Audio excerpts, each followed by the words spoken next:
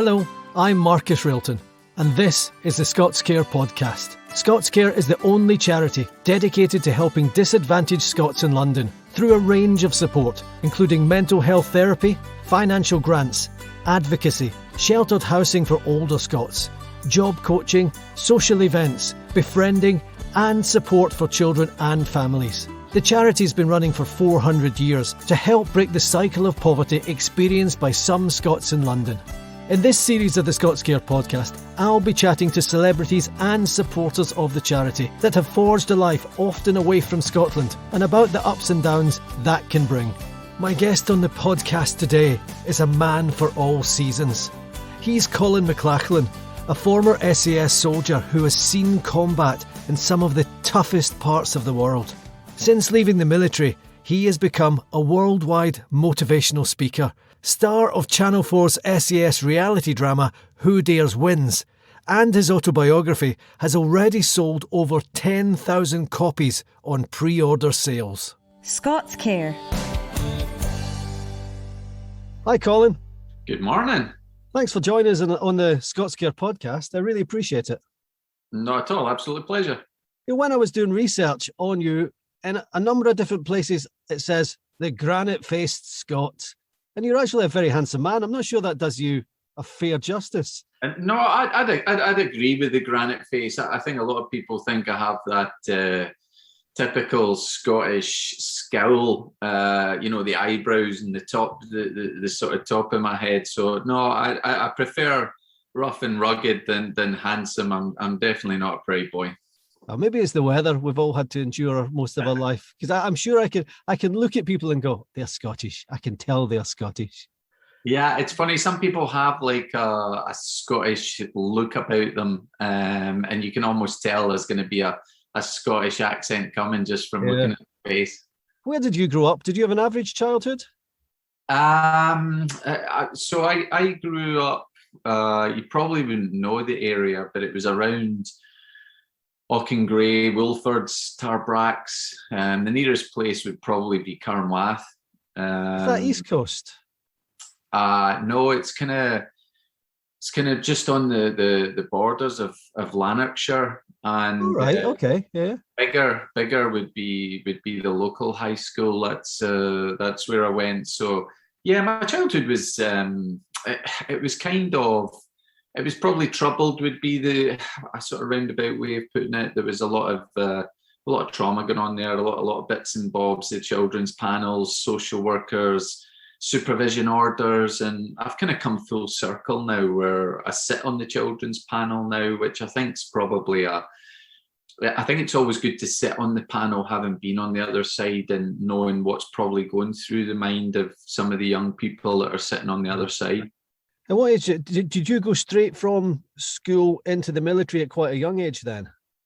Yeah, so I went through the kind of children's panel stuff from about 12 right through to about 15 just before I left. And I had to get special permission to join the army at 15. I think you had to be 16 at the time to join the army, but I had kind of different circumstances going on. So my mum wrote a letter to say that she was given permission for me to join the army at 15, and that was it. I joined the army, and I hardly saw my parents after that.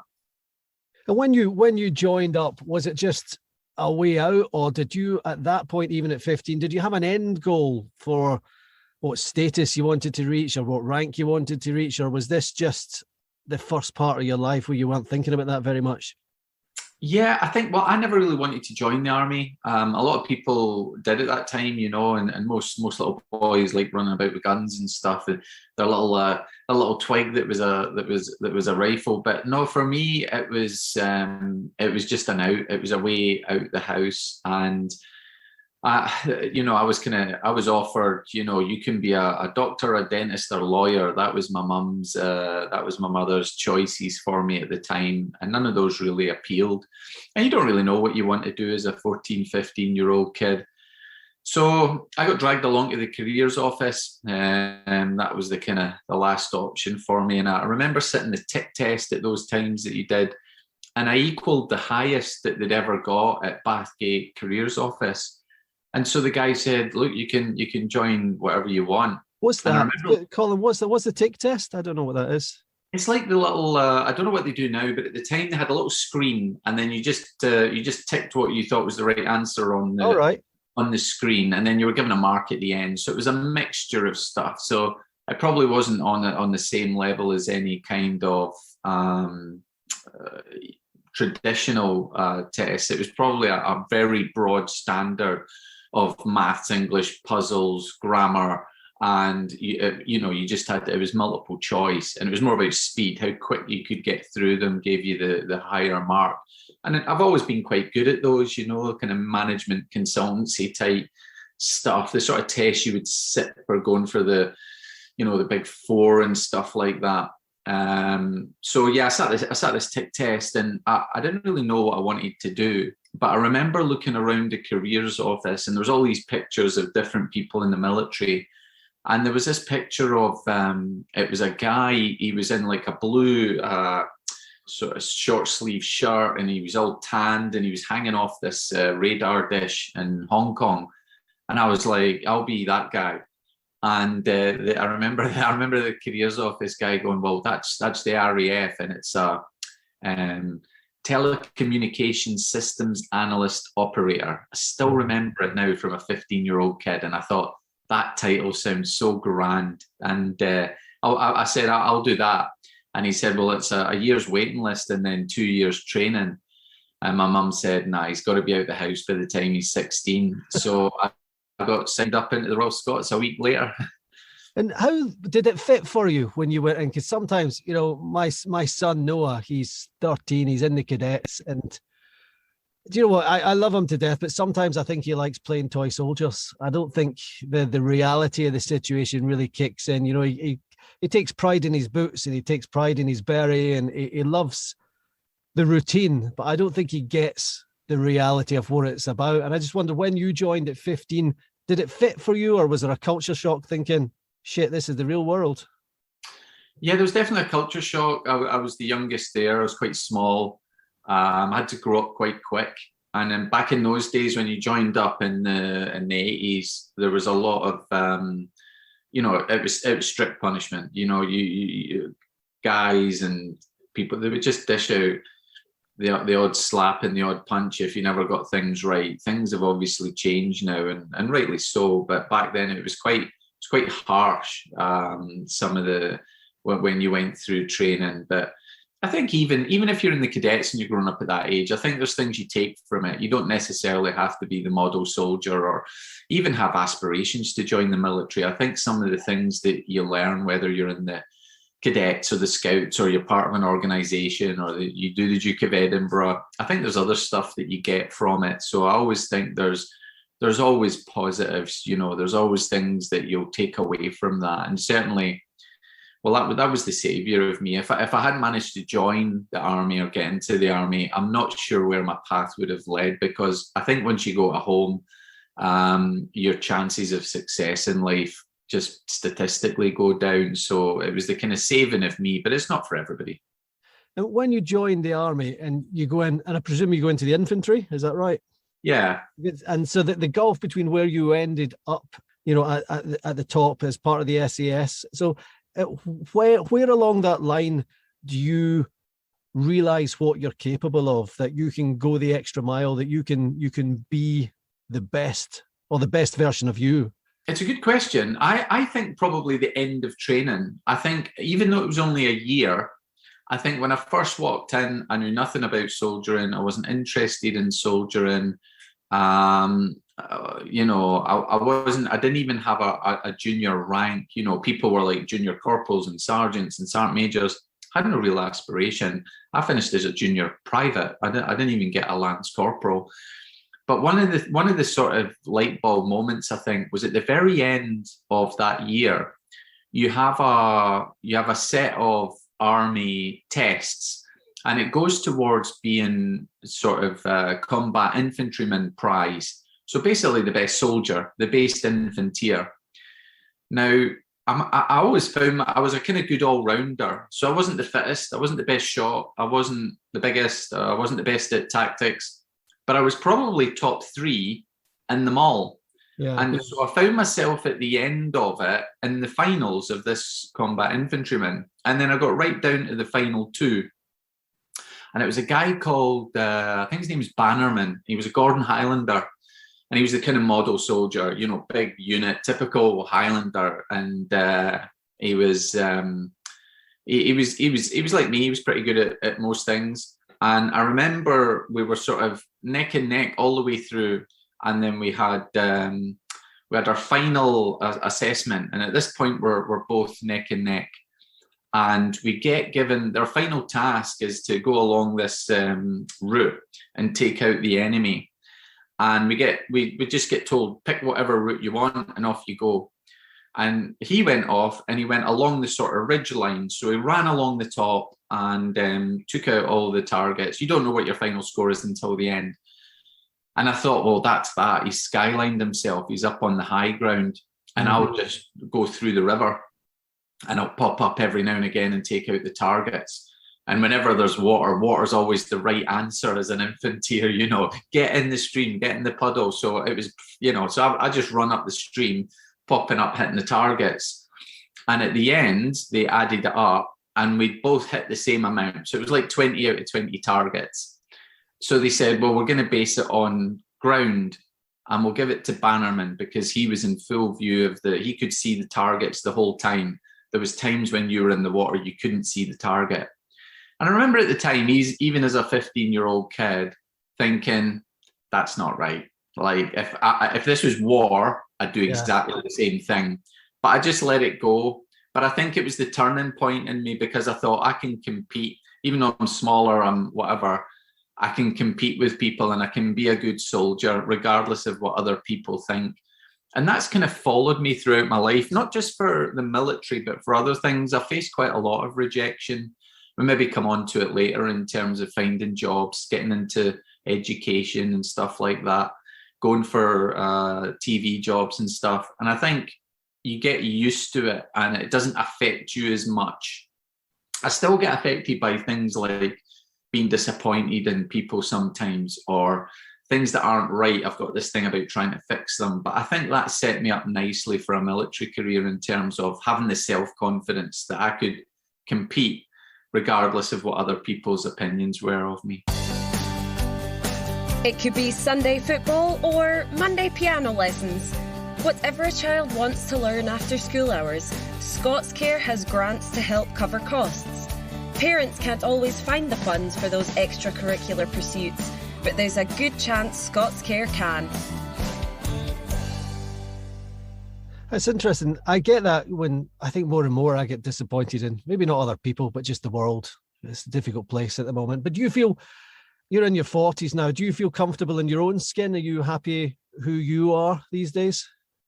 Yeah, I'm always guarded to have that sort of being happy. I'm always pushing a little bit to try and improve myself and try and I've got a horrible habit of saying yes to maybe too many things. Yeah. And sometimes that gets you in bother. Sometimes there's always something got to give, you know, and I think I could be probably smarter about some of that stuff. But I do think that if I never said yes, there would be that thing nagging away at the end. Like, you could have done that. But some wise person once told me, every now and again, even if you can do something, just say no. There's something behind that. There's something that gives you that autonomy and control back, and you know it's good for you to say no, but I do find it difficult.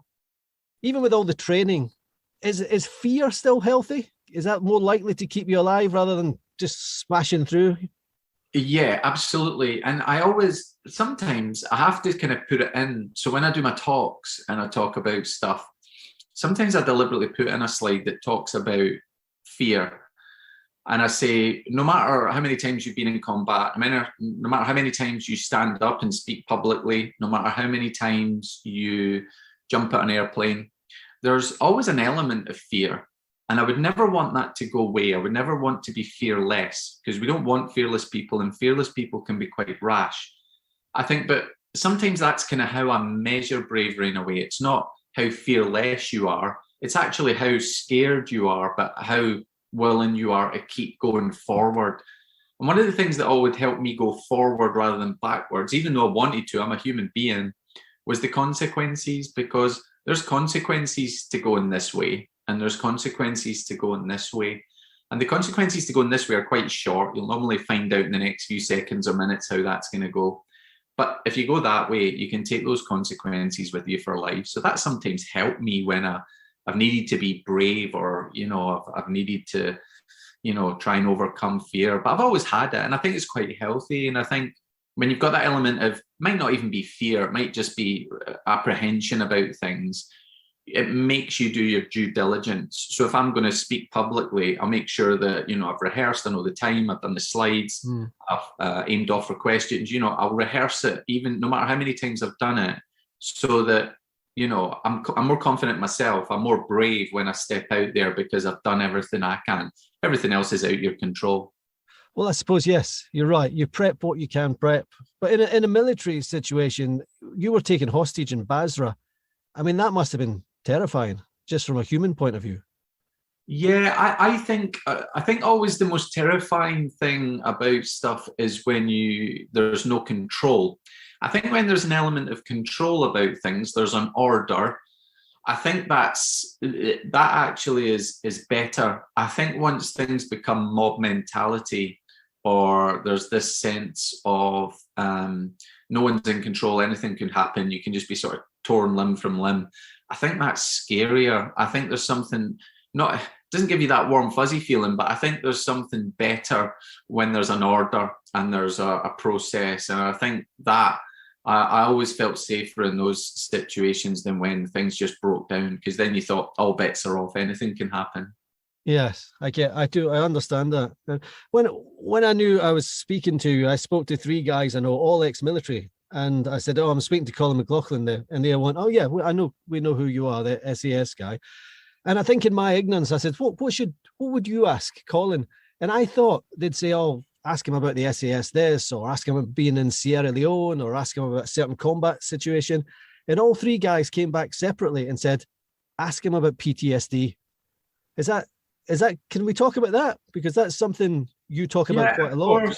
And I think that's quite refreshing, and it tells you a story about what the conversation needs to be nowadays. I think there's a lot of people that have been in the SAS. We know more about it. There's more TV and books and stuff like that. And I think it's less about unpicking the individual that was in the SAS or some of the stories from the SAS, and more about the sort of wider and bigger conversation about PTSD. And I have to admit myself, I'm not an expert on it, and I've had a lot of years working with various charities and experienced friends and come through stuff myself with it, that I see that it's quite a big complex thing, that it's not. I think before, when we thought it was black and white, these days of shell shock, and you either had it or you didn't, and it was the same symptoms, you got it at the same time, and it lasted for this long, and this was how you fixed it. I think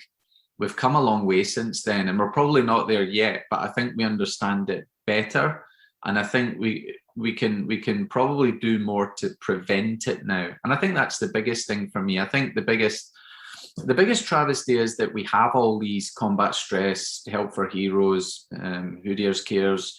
I think it would be better if the military took ownership of that and said, well, look, we're responsible for that, so we'll take ownership for it, and know that when you sign this bit of paper, up to and including your life, when you leave, whenever that is, we'll make sure you're okay. We're not going to give you a big flashy house and a big sports car and loads of money. We're just going to make sure you're okay. And I think that's not too much to ask for somebody who, in my opinion, and I'm probably biased, gives more to society than any other sector in the world, in our workforce. Who goes away for that long? Who puts that much on the line? Who sacrifices their family and everything else? So I think it's the least we deserve when we come out, is just to make sure that we're all right. And do you think the military currently still falls short for a duty of care?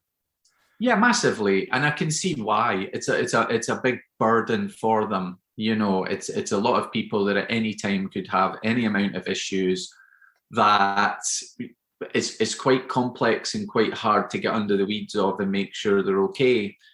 And people can, symptoms for PTSD can surface anything from immediately after the trauma till 12 years after, depending on your circumstances, what you're going through, triggers, all the rest of it. And so it's very hard to aim off for as and when it comes. It's also very hard to get the person the support they want if they're not willing to put themselves forward for that. And that's one of the struggles we find with the charities that we work with. For all the best intentions in the world, if that person doesn't want to help, if they're either in denial or they're like, I'll deal with it, but I can see why the easy answer is to pass it on to somebody else. Do you think as a society, and especially the military, are we moving in the right direction? Is there less of a stigma attached to it? Because I suspect 20 or 30 years ago, it was probably seen as a bit of a sign of weakness, and you wouldn't, as a soldier, probably admit to it. Yeah, I think we've definitely moved on. I think we're not quite there yet. I think there's, I think if you had an employer and you had two people, and one came up and he's kind of running the mill, another one was military, he might be slightly better qualified, he might have more qualifications, he might have more experience, but there was issues of PTSD. I wonder how many would take that on. And obviously we have the Armed Forces Covenant and stuff, and we can argue about how effective that is, but we're slowly getting there. We're not quite there yet. And I think had the army been there, had the military said, we've got this one-stop shop where anytime you can dip in and out, there'll be a local to you support network. And when you leave the military, you don't just hand in your ID card and fall off the face of the earth, but actually you're still have ties with, your veteran community, because they're the best people to help. You have to speak to someone that speaks the same language and has walked a mile in your shoes. We find that's what helps best with not just veterans, but with NHS, fire service, prison service, blue light services. Those people know what a bad day looks like, and so that's one of the things that helps best. And they're best placed to do it. They have that network. They have access to all those veterans right across the UK. So they're the best placed people to help. It's just ironic that they don't. When you came back from the combat zones you were in, how important was your partner to you? Like, is it Amanda? I mean, she must have been a shoulder to lean on, and I just wonder how much better people with service people with families do, rather than a service person who's going home and then going into an empty flat. I just wonder would there have been darker days for you if you didn't have your support network around you in the shape of Amanda? Yeah, I think for a lot of people, their partners, family, friends will be the most important support network to them. I met Amanda after I'd left the services. I'm divorced, and it's probably got a big, part to play in that. And I would imagine there's a lot of broken relationships, divorces, due to the way military life is structured and the demands that are on it. But yeah, Amanda's always been very, very supportive, and recognizes sometimes when I'm at my lowest, because we all kind of go through frequencies where we're at our highest and lowest. We can't always operate 100% every day. And I think she's good at doing those things of picking you up when you're a bit down. So, but whether it's a partner or a friend, I always think that buddy system that we recognize in the military, I think you need that throughout life, and not just in the military. I think you need it in any sector, anywhere you work. Like I say, you have to speak to somebody that speaks the same language and kind of knows what you're going through. But yeah, I think Amanda, and I think my kids as well. I think when I was at a real low point, I think Amanda, and I think recognizing that your children are there, and that helps bring you back onto the path. Yeah, I get that. Not the same for me. Obviously, I just run of the mill life. But sometimes when I am at a low ebb, if I've got a 4-year-old daughter, she'll just come and she'll give you a cuddle, and you think, oh, that's okay. That's what you need. You just need a bit of that. Yeah, and you bring up a good point, and we find that a lot of other things help as well. So you'll probably know about brave hounds with the dogs. Dogs are very good for that, recognizing symptoms and emotions and being there at the right times. Horseback UK, getting people with horses, and horses can tell emotions, and sometimes just from you sitting on their back, which is mad when you think about it. So there's lots of different things the community's tapping into to help support servicemen and women, and for the same reasons, those help where there isn't children, 1 in 4 of us will experience a form of mental health illness in our lifetime. ScotsCare offers mental health supports with quick access to qualified therapists for both children and adults, bypassing NHS waiting lists. If you're a low-income Scot in London and could use the help, get in touch with us. Can we talk about your autobiography? Because I like the title, The Pilgrim. What made you choose that word? I think there's a number of things. I think we're always associated with being the Pilgrims, the SES. We have the famous We Are the Pilgrims Master poem by James Elroy Flecker on our clock tower in Hereford. There's always, things about pilgrims, the rugby team were the Pilgrims, we're associated with charities like the Pilgrim Bandits. So, and I think for my own life as well, the journey I kind of went on where I went from, being in real need of support as a young kid and not having a lot of strength in a lot of areas, to have that life of, I wouldn't say suffering, but I've been faced with rejection and all the different challenges that come on life, to be then in almost the best position to be able to offer support in different areas. I sit on the children's panel, I do charity stuff, I try and do what I can. That's almost the path less trodden. It's almost the path a pilgrim takes. And so it seemed quite befitting that if I was going to write an autobiography, that would be the title. It's interesting you use that word, suffering, because I think what comes across really strongly is that your path in life during the time in the forces was never easy. You show so much resilience, because so many times I think it would have been fine to say, that's enough, I'm done. But you don't, you keep going. And I wonder what drives that resilience. Is it more than a sense of duty?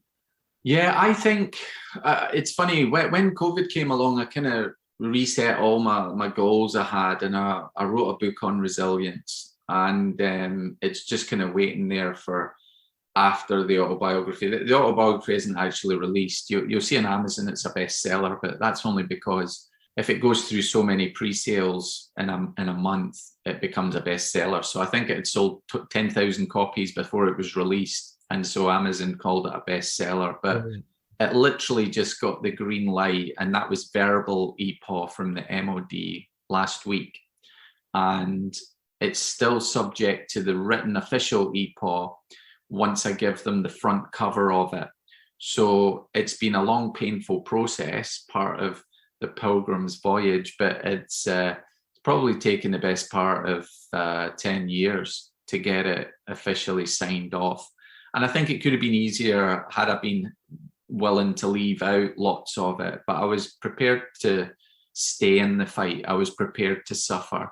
And so I was prepared to go back and forth as long as that war went on with it, to the point where the very last sign off before last week was one word. It needed to have one word taken out. And I fought that for as long as I thought was appropriate. And then went for the EPAW. So you go through quite a difficult process now, where because of things that have happened in the past, there's always more and more added on. So before the days of Andy McNabb, you could write whatever you liked, but because of Andy McNabb and Chris Ryan, they brought in EPAW. So you need to get written permission before you. What does that stand for? Express prior authority in writing. So it basically means that it doesn't mean that you won't be excluded, because you still might be excluded you might be sort of frowned upon within the regiment. But it does mean that they're not going to chase you legally if you write the book, because they've had sight of it. They've managed to edit the things that they think are, I'll put in loose terms, security issues and, national security, but some of it is ridiculous. So you can't put a winged dagger on because that's copyright. Now, there's nothing going to breach national security or risk lives if I put a winged dagger on my book, but because it's copyright, you can. So that's one example. Another example would be places that you've operated in.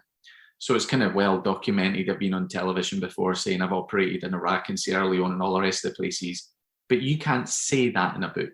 So things like that can be frustrating, but they're a necessary evil. So you either do what they say, get what you need to do to get a book done, and leave most of it out. Maybe just have 2 lines in there saying I joined the SAS at this point and left at this point, which I think it's a big part of your life. And if it's had a big impact on what you do, I think it deserves to stay in there. So I've not taken the easy route. I've kind of fought to keep a few chapters in there about the regiment, and I feel better now that I did, because there's something in there that was a big part of my life, albeit some of the obvious stuff I've had to take out. But so literally last week, and then now you used to get EPOD just for the manuscript. So when you sent in your manuscript, they said that manuscript has EPOD. You can't change it, you can't add to it, you can't now add things on, but that manuscript has got permission. Anything else will chase you legally. Now you've got to send in all your photographs, and you've got to send in what the front and back cover will look like. Because in the past, people have said, oh, I won't put a wing dagger on. And then they put the front and back cover on, they put a wing dagger on it or whatever. And then, it's too late because they've put it out. So it's quite a hard process now. Yeah. But I'm glad I went through it, because sometime in the coming months, the Pilgrim will be out, and I'll be glad I fought that war. Can we go back to before the SAS and your time in Northern Ireland? Because I was thinking about this, and being deployed in almost your own back garden there, is it more difficult? I was trying to think how to phrase this. Is it more difficult when people are at the center of the conflict, when it's not a faceless conflict, when it's people that you could be living next door to, when they just look and talk and sound the same as you? I always think I was glad for Ireland for what was to come after in terms of other conflicts, because I think once you put people at the center of conflict, you've got the most important part of it right. And with all the greatest, military tactics and weapon systems in the world, if you can't shift that mindset, it's very hard to win a war. And you see that with Ukraine, you've seen it in the past with Afghanistan. So I think Ireland was useful for me as starting out as a sort of raw green army soldier. And I think if you get that part right, the people and the tactics and your basic infantry stuff, the rest of the stuff you can build around it. And that hearts and minds thing's always been really important, because if you can get the hearts and minds part done, it's a big part of the war. Whereas the alternatives, almost, impossible to try and reach a solution if you've not got that part. It's interesting you talk about mindset, and because I had wanted to ask you about change, because this is something you do talk about, and I've watched you talk about change, because so many of us fear change, and especially as we get older, and I see it myself, questioning whether I can do something, fear creeping in. But then I look at the variety of what you've done since leaving the military: writing, public speaking, TV, and what is it keeps you jumping off that cliff into the unknown?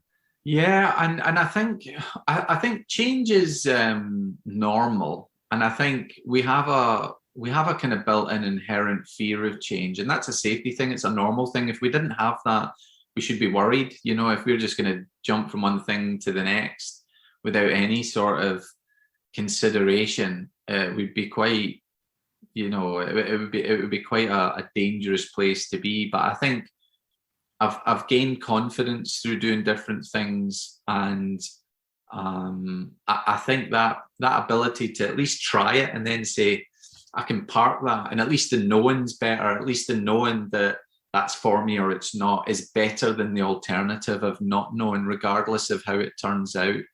And sometimes that's advice I give to friends. I gave a bit of advice to a friend just about a month ago who was faced with quite a big decision, about to make a big move within the industry they were in. And it was involved. I mean, it wasn't a total career shift, but it was a total different change of direction, up and moving totally different. And it had different things on the line. It was less safe, but there was more at play. And I said, well, you know what? I said, if you don't make this decision and you just think, the making the decision is the risky bit, and I don't want to do that, so I'll just leave it. I said, that little thing's always going to be on your shoulder going, wonder where you'd be right now if you'd done this. And I said, sometimes the making the decision is the best, is the best part, because at least then you know, the holding off on the decision and always, I'll make it tomorrow, I'll make it next week, I'll make it next month, is worse than the just making the decision. So whatever you do, make the decision with it and make peace with it. Give yourself permission to spend time on it, and then you have peace with it. And I think I've always tried to do that. And not all the decisions I've made, even though I've said yes to a lot of things, have been the right ones. But I've been glad that I've tried them, and some of the things have been fantastic, whether it was I'll give selection a go, I'll write a book, I'll try this motion capture for video games, I'll see what that's about. I think trying new things will always, and it's natural. If you don't, you're going to get left behind.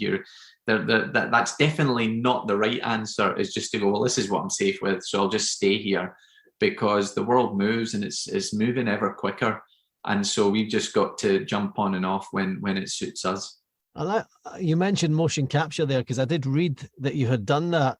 And for people who don't know, motion capture is about video games, isn't it? It's about how characters are tracked through the video games. How did you get into that? That seems a real left field opportunity. Yeah, and again, it's that path less trodden. I don't know many others that are in that field, but it was I was quite fortunate that when I first left the circuit, I was doing the bodyguard, and I'd applied to get into universities, and that was the kind of start of that failure rejection part, that I got a call from Francesca Howard, who worked at Rockstar Games, and she said, look, are you interested in motion capture? And I was like, yeah, absolutely. And she went, well, come in on Wednesday for an audition. And then I went and Googled what motion capture was. And I remember going in for the audition, and my very first audition, this will tell you how far back it was it was in they'd not long moved from sort of Dundee. They had this small place in Leith. And the motion capture studio, I mean, the area you could move was about the size of a small coffee table. Oh, wow.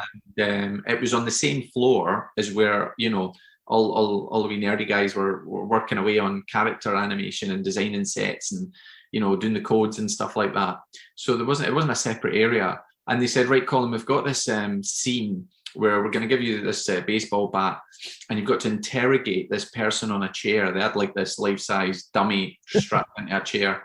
Interrogate it for exactly 3 minutes and increase the anger levels until at the end of it you just go mental and start like bashing it up. And I sort of set the emotion up until at the end of it I was smashing this chair, and bits of the chair were flying about different corners of the room, and I was like just this big like sweaty heaving mess. And I thought, I've just messed this up. But I tell you what, that was 3 minutes of good anger management and fun. And they got a call back, and they were like, that's brilliant. We're going to put that in the video game. And so that was about 12 years ago, I think. And so I've been doing it ever since. So games like Grand Theft Auto 4 and 5, Red Dead Redemption, Max Payne, L.A. Noire, Hitman, Robin Hood. I've done a lot of them, and it's one of the most diverse and big global games, worldwide games. Yeah, and I think GTA 5, if my memory serves me right, was the highest selling entertainment product of all time. Wow. So all movies, all toys, all video games, everything. It was manic. So I think to be part of that and have your credits on there and remembering some of the scenes, I think that's it's just another thing I'm proud of. But it just started with a sort of can-do attitude. I'll give it a go, and it's led to bigger things. Do you have a faith? Are you a spiritual person? And the reason I ask is, I wonder what a person like yourself is. You've seen so much of the world, you've seen so much conflict and unfairness and deprivation, and I wonder how you make sense personally of the bigger picture. Yeah, it's a good question. I've been asked it before, and no, I've never been religious, and I think I probably could be forgiven for, even if I was religious, to have lost a bit of confidence in a higher being. And I think I've went a bit both ways. I've seen the best in people and I've seen the worst. I've seen evil where I thought if there was a higher being, there's no way they would allow that. It's not, and I know there's that argument against evil, but for me, no, I've never been religious, and I know the title of the autobiography is The Pilgrim, and I don't think it's religious and it's spiritual, but I think when you have a sense of what's the right thing to do and you're prepared to suffer, I think there's something in that. And I've not really needed a person, a faith, or a book to adhere to. I've just tried to put myself in the position of what would I want to happen if I was in those shoes? How would I want to be treated? And I think if that's even if that's your only mantra, you probably don't need religion or faith to be able to tell you what's the right thing to do. You probably got a fair idea. So I've always used that without having any religion or spiritual sort of addictions. Colin, it's been a joy speaking to you today. Thank you very much. Thanks for joining the ScotsCare podcast. Thanks for having me, Marcus. ScotsCare, for Scots in London in need of support, financial, practical, or emotional.